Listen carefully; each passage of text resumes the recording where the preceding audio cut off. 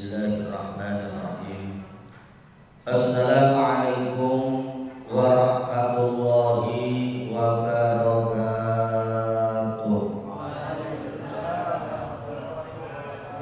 Ya Rabbi bil Mustafa balil maqasidana waghfir lana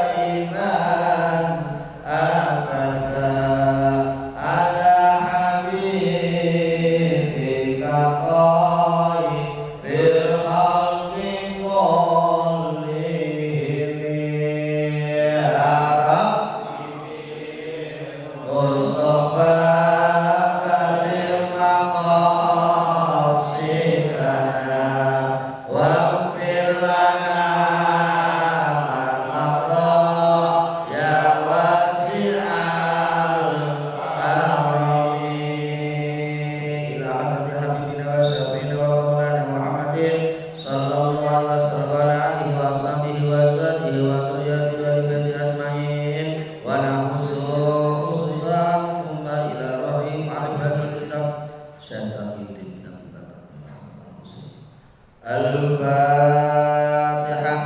A'udzu billahi minasyaitonir rajim. Bismillahirrahmanirrahim. Alhamdulillahirabbil alamin. Arrahmanir rahim. Maliki yaumiddin. Iyyaka na'budu wa iyyaka nasta'in. Ihdinas siratal mustaqim. Siratal ladzina an'amta 'alaihim ghairil maghdubi 'alaihim waladdallin.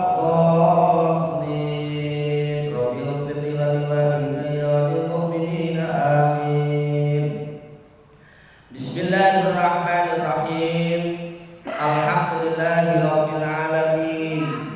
Wassalatu wassalamu ala asrofil anbiya'i wal mursalin wa ala alihi wa ashabihi ajmain. Rabbi shrah li sadri wa yassir li amri wahlul 'uqdatam min lisani yafqahu qawli, amma ba'du.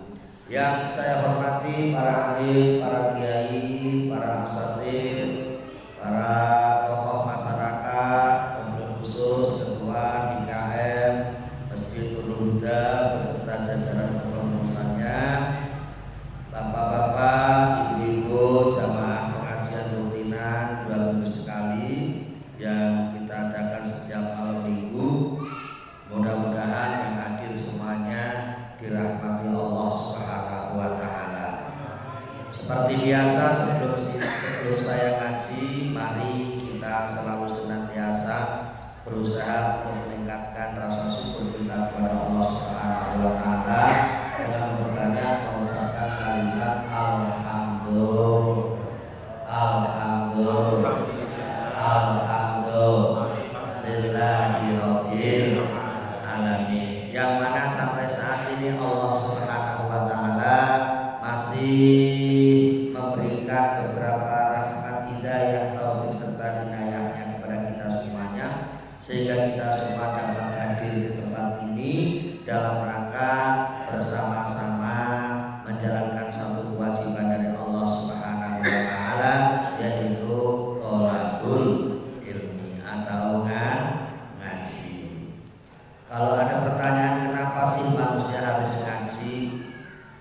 jawabannya apa Pak? Kenapa manusia harus ngaji? Kenapa manusia harus ngaji? Tahu jawabannya enggak? Jawabannya paling singkat ini Pak. Kenapa manusia harus ngaji? Karena manusia besok bakal mati. Udah. Kalau nggak mati nggak ngaji nggak apa-apa. Ya, kalau ada manusia yang nggak mati, nggak ngaji nggak apa-apa. Karena kita ini besok semuanya mati, maka kita harus ngaji. Sekarang ini sadar nggak sadar kita dibuka wacana kita, dibuka mata kita, orang-orang alim banyak yang sudah menghadap kepada Allah Subhanahu. Bulan Januari ini ada berapa orang alim yang sudah mati, ya. Sementara penggantinya belum jelas. Yang diambil sudah jelas, penggantinya belum jelas. Ya ini harus kita sadari Bapak Ibu. Ya, harus kita sadar benar. Karena yang diambil semuanya diambil dan jelas yang diambil beliau adalah orang-orang alim. Ya, tetapi penggantinya sampai sekarang belum kelihatan. Nah, siapa yang mau ganti? Tentunya yang mau ganti harus kita siap dan tidak siap, ya kita ini penerusnya. Ya, jadi kalau para ulama, para kiai sudah menghadap Allah rasanya sedih Pak. Kenapa? Karena ada sabda Rasulullah yang bunyinya begini, qiwamud dunya bi arba'ati asya. Tegaknya sebuah negara, tegaknya dunia ini disokong 4 pilar. Ada berapa? 4 pilar, tiangnya ada 4. Yang pertama adalah bi ilmil ulama. Yang pertama dengan ilmunya para ulama. Negara ini bisa tegak, negara ini bisa kokoh, negara ini akan aman kalau masih banyak ulamanya. Nah sekarang kalau ulamanya sudah pada nggak ada, nah ini ya tanda-tanda apa kita nggak ngerti. Ya, ini karena apa? Karena pertama dengan ilmunya para ulama. Ulama itu menduduki pilar yang pertama, ranking 1, bukan pejabat yang ranking 1 itu. Ranking 1 adalah para ulama. Makanya ini kalau kita ada ulama harus kita muliakan. Makanya kalau ada pengajian, ada MC ada mukadimah itu, kalau ulama yang pertama yang dihormati adalah para ulama. Jangan pejabatnya dulu, wali.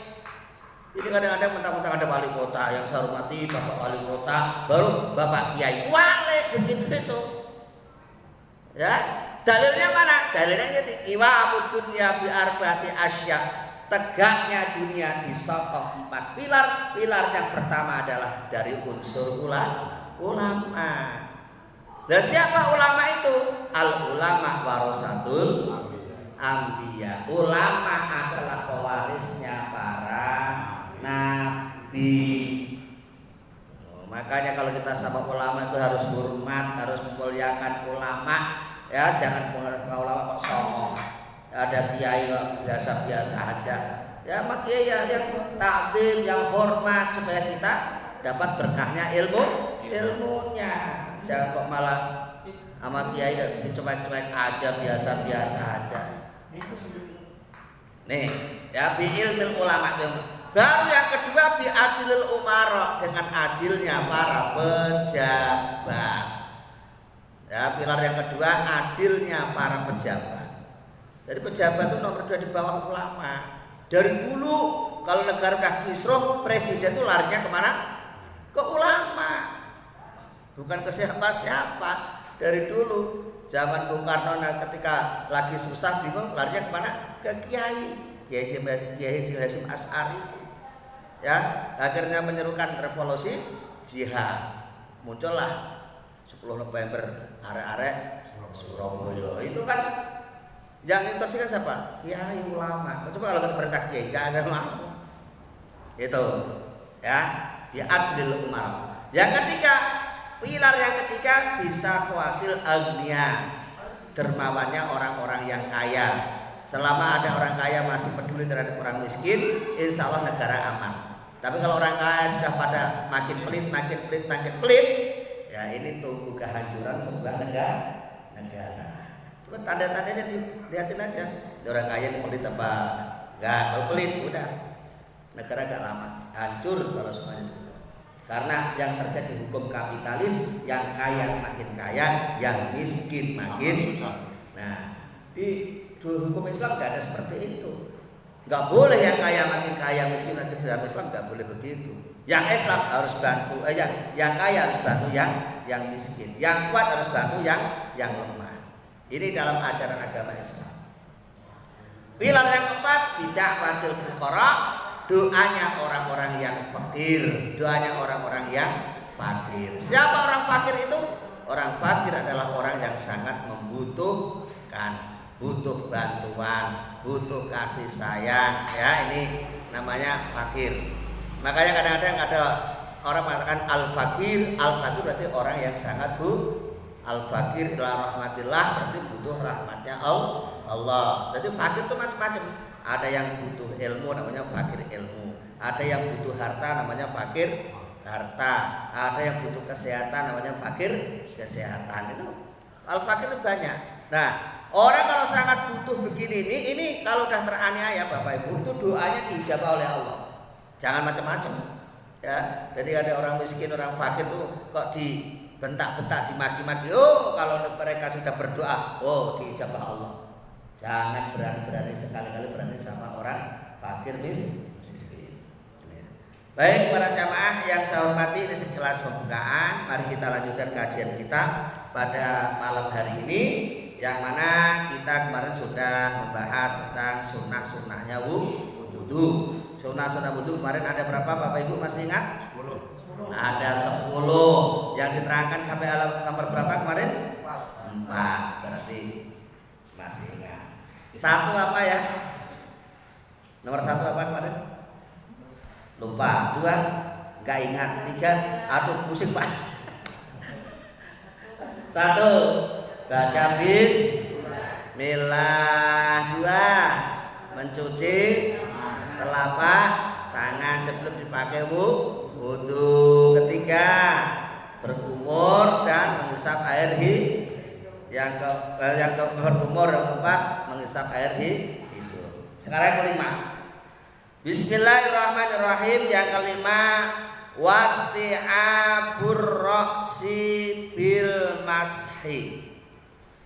Wasti'abur ra'si, dan meratakan usapan kepala, meratakan di kepala maksudnya bil mashi dengan mengusap.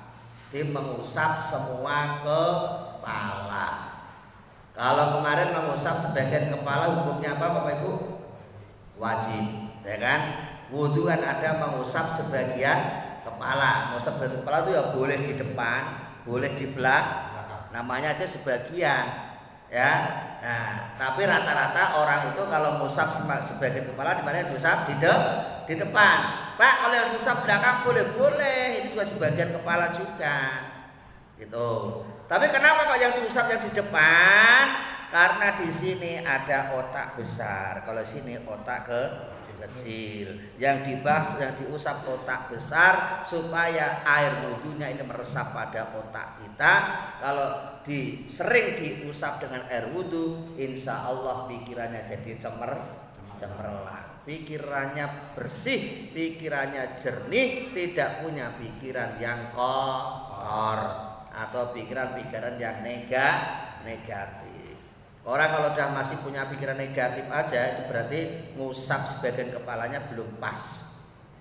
Ya, ada tetangganya kuat beli motor, ngeres pikirannya. Motor kredit aja bangga-banggain. Ada yang begitu, Bu? Banyak. Ada tetangganya kuat beli mobil. Alah, mobil juga mobil kredit bangga-banggain. Gak usah begitu. Ya, ini kalau memang cara wudunya belum pas, masih pikirannya begitu. Tapi kalau wudunya udah pas, ya insya Allah pikirannya jauh dari pikiran-pikiran yang negatif. Nah, disunahkan dibasuh, diusap semuanya, mengusap semuanya. Kalau semuanya berarti dari depan sampai belakang. Nah, terus ya, nih tempel di sini, plak, tarik ke belakang. Ya, tarik ke belakang. Terus ditaruh di belakang lagi, seret. Nah, plak, seret, seret. ini cara mengusap mengusap semua kepala. Tuh, ya tuh. Satu. Tadi dari titik ke belakang balik ke depan lagi dihitung satu. Nah, disunahkan berapa kali? Tiga kali. Nah ini. Nah ini tentunya ya bagi yang memungkinkan. Artinya rambutnya tidak terlalu panjang. Kalau rambutnya terlalu panjang kayak ibu-ibu begitu susah musaknya. Kalau rambutnya ibu kan susah. Di sini taruh belakang, ke depan lagi lah tuh. Ya, bisa repot semuanya. Ini bagi yang memungkinkan aja. Makanya itu hukumnya sunnah, tidak wajib. Kalau diwajibkan ya repot ibu-ibunya. Ibu rambutnya panjang panjang. Ini bagi orang yang tidak terlalu panjang rambutnya. Nomor 6. Wa mashul udunaini. Wa mashul udunaini dan mengusap dua telinga. Ya, mengusap dua telinga. Yustahabbu mashul udunaini zahiriha wa batiniha bima'in jadidin. Nomor 6 adalah mengusap kedua telinga, ya luarnya, ya dalamnya. Zahiriha wa batiniha. Zahir itu luar, batin itu dalam. Ingat Bapak Ibu, namanya telinga itu lengkapin nama telinga itu nama telinga. Ini disunahkan untuk diusap semuanya. Jangan hanya sebagian saja. Ya, kalau di sini saja yang buat usap telinga. Kadang-kadang kan ada tuh orang yang rambut begini asal begini aja seret. Ini kalau ini saja berarti belum dapat kesunatan untuk mengusap telinga. Namanya telinga ya semuanya ini nama telinga. Kalau disunahkan mengusap kedua telinga, maka telinga ini yang dalam maupun yang luar ini harus diusap. Itu baru kita dapat kesunatan mengusap telinga. Jadi jangan mentang-mentang ininya biasanya kalau ibu-ibu tuh mentang-mentang antingnya baru itu kan segini seret. Dia bukan ngusap telinga Bu, tapi baru ngusap pentilnya telinga. Ya, ngusap sebagian telinga. Kalau ngusap telinga semuanya harus Caranya bagaimana? Caranya jempolnya bagian luar, telunjuknya bagian dalam. Ya prakteknya. Jempolan bagian luar, telunjuknya bagian dalam. Yo, dipraktik coba biar saja. Yo semuanya dijalanin. Jempolan dan ke atas, telunjuknya juga jalan ke dalam. Nah, lekuk-lekuk yang ada di telinga ini supaya ya diusap, diurak-urak supaya kena air wudu. Ya. Supaya apa? Ya supaya telinganya bersih dari kotoran. Gitu. Lah insya Allah kalau telinga sudah bersih dari kotoran, insya Allah kalau dinasehati ya mau mendengarkan. Ada pengajian, insya Allah ya suka datang di pengajian. Kenapa? Karena kupingnya sudah kena air wudu. Coba kalau kuping nggak pernah dikena air wudu, bapak-bapak, ibu-ibu malam minggu pengajian, pada rumahnya dekat masjid, ya walaupun panggil sampai 100 kali ya belum mau datang. Kenapa? Karena telinganya belum pernah kena air wudu. Ada yang begitu? Ada yang begitu? Yang sholawatan sampai capek itu di masjid itu. Yang sholawatan ya. Bapak Ibu sekalian, malam minggu pengajian sampai capek ya salawat begitu. Karena nggak pernah diusap dengan air wudu, jadinya susah. Dinasehati kirain nyindir, diingetin dikirain membenci. Salah paham sekolah. Kenapa Kenapa? Karena memang kupingnya ini jarang dibasuh dengan air wudhu. Makanya insya Allah Bapak Ibu, kalau wudhu kita ini pas, wudhu kita ini benar, insya Allah kita ini dengar nasihat ya enak, seneng diingetin itu.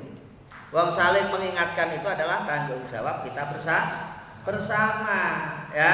Watawasau bil haqqi watawasau bis sabr. Jadi kita ini dianjurkan untuk saling mengingatkan dalam hal kebenaran dan saling mengingatkan dalam hal kesabaran. Kok temennya nggak bener diingetin lah. Niatnya ngingetin loh ya, bukan memaksa. Timbang nganggur malam minggu tuh pengajian di masjid, ayo kita datang ke masjid. Ya, ada mau diingetin kok mau ya alhamdulillah. Nggak mau ya nggak usah sakit hati. Wong kita tugas kita hanya mengingat, bukan memaksa. Jadi kalau Bapak Ibu ngajak temennya ke masjid kok masih belum mau, itu nggak usah sakit hati, biasa aja. Ya, kayak saya diundang ke sini pertama datang 4 orang, saya nggak sakit hati. Kalau sekarang jadi banyak ya biasa aja, karena memang ngaji itu kewajiban. Jadi kalau misalnya kita kok rajin, ada orang yang memuji, wah itu loh Bapak itu rajin banget ngaji, nggak usah bangga. Wah ngaji itu sholat kewajiban. Ya ngapain kita harus bangga gitu loh. Salah niat malah kita nanti. Itu dari rumah pagi-pagi komandan ingetin, ntar malam ngaji, insya Allah siap dan ya ngaji. Mau yang datang 4, mau yang datang 3, mau yang datang 2, ya bismillah aja udah rumah dah niatnya ngaji. Jadi didatangin orang sedikit ya saya tetap ngaji, orang banyak ya tetap saya ngaji, karena niatnya dari rumah niatnya mau ngaji, bukan niat rumpi kan gitu. Ya alhamdulillah di sini mah ngajinya tenang enak. Saya kalau ngajar di sana banyak ibu-ibu, wah saya kenceng, ibu pojok saya kenceng. Jadi kadang-kadang saya akan udah minta tak kencengin, wah pakai tambah kenceng lagi, masya Allah. Ya ini insya Allah kalau telinga kita tuh basuhnya ngusapnya bener Bapak Ibu, insya Allah kita juga telinga akan ringan untuk mendengarkan nasihat, ringan untuk mendengarkan pengajian, ringan untuk menerima apa-apa yang benar ya. Makanya kalau ngusap kuping diusahakan yang sempurna, jangan hanya sebagian telinga, tapi kalau bisa semuanya telinga. Itu. Nah, itu ada dalil Rasulullah, ra'aitu Rasulullah sallallahu alaihi wasallam ya. Saya pernah melihat Rasulullah sallallahu alaihi wasallam, kata sahabat, ya tawaddau fa akhadha li udunaihi ma'an khilafal ma'i alladhi akhadahu li ra'sihi.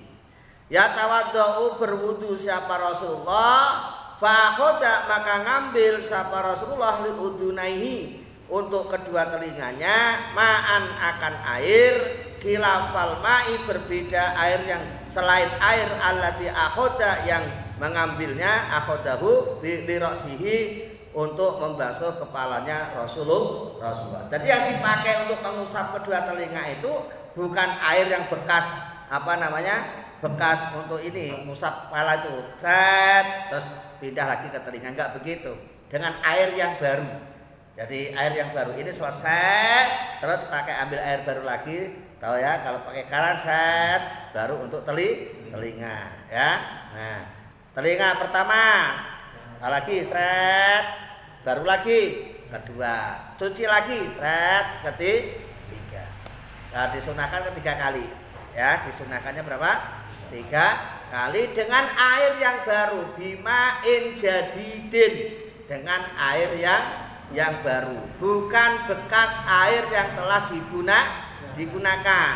Karena air yang telah digunakan namanya air mustakmal. Mustakmal artinya sudah kepakai. Makanya hati-hati kalau wudhu itu jangan sampai airnya kena air mustakmal. Air mustakmal itu suci apa najis? Ya tergantung lihat bekasnya. Kalau bekas najis ya najis, kalau bekas yang enggak najis ya tidak najis, tapi tetap tidak mensucikan. Air suci tapi tidak mensucikan, karena yang bisa dipakai berwudu adalah air yang thahirun mutahhirun, air suci dan mensucikan. Kalau air thahir, air suci saja belum bisa untuk berwudu. Ya, yang bisa untuk berwudu adalah air yang thahirun mutahhirun, air suci dan mensucikan. Air keramat itu sudah, karena air suci dan mensucikan. Kalau air suci saja belum bisa dipakai untuk wudu. Nah, itu kayak apa air suci? Ya, kayak bekas wudu sampean ini. Ya, misalnya ya bekas wudu set kan kotos tuh kan netes ditadongnya ada saember ya. Itu airnya air suci per najis. Air suci tapi tidak mensucikan karena sudah pernah dipakai. Paham ya? Makanya kalau wudu usahakan pakai air yang baru, jangan sampai nyiprat. Itu. Maka biasanya kan begini, ini keran, ya begini Pak, ya seret.